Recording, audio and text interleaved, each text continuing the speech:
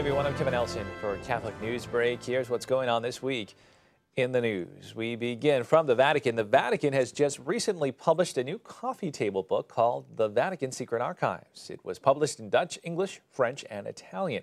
The documents in the Vatican Secret Archives fills almost 53 miles of shelf space. The information in the new book has about 105 of the most important or curious documents in the collection. And the new book lets readers see some of the things the academics have seen, including handwritten letters to Pope Pius IX from Abraham Lincoln and from Jefferson Davis. Both letters were written in 1863 while the U.S. Civil War raged on. Bishop Sergio Pagano, prefect of the archives, explained the secret in the archives title comes from the Latin secretum, meaning personal or private. It was not meant to imply that the documents contained secrets that were to be kept from public view. In fact, Pope Leo XIII ordered the archives open to researchers in 1881, and currently 60 to 80 scholars work there each day, poring over the parchments, ledgers, letters, and texts. In other news from the Vatican, following a report detailing the Church in Ireland's failures in addressing clerical sexual abuse, Pope Benedict XVI has asked the president of the Irish Bishops' Conference and the Archbishop of Dublin to come to the Vatican to discuss the painful situation of the Church in Ireland.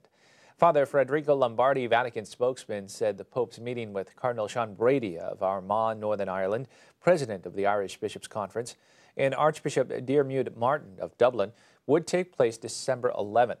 The spokesman said the meeting would include the nuncio to Ireland and the heads of several Vatican offices dealing with sex abuse and related issues.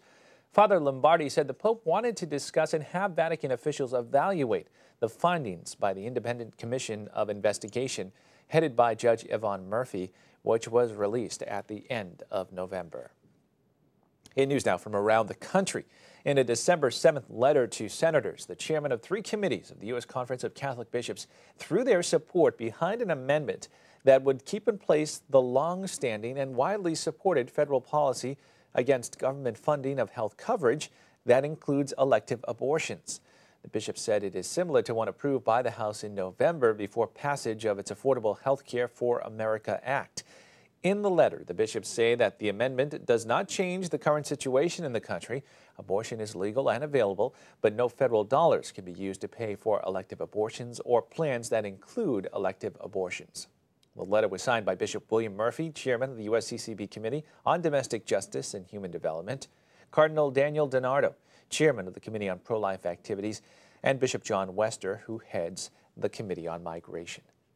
And finally in the news, the first U.S. ambassador to the Vatican, William A. Wilson, has died. His family reported the 95-year-old Wilson passed away on December 5th at his home in Carmel, California. He had been ill with cancer. Wilson was a longtime friend and political advisor to President Ronald Reagan when he was named the president's personal envoy to the Vatican in 1981. 3 years later, when Congress repealed an 1867 law prohibiting full diplomatic relations with the Holy See, Wilson's position was elevated to that of ambassador.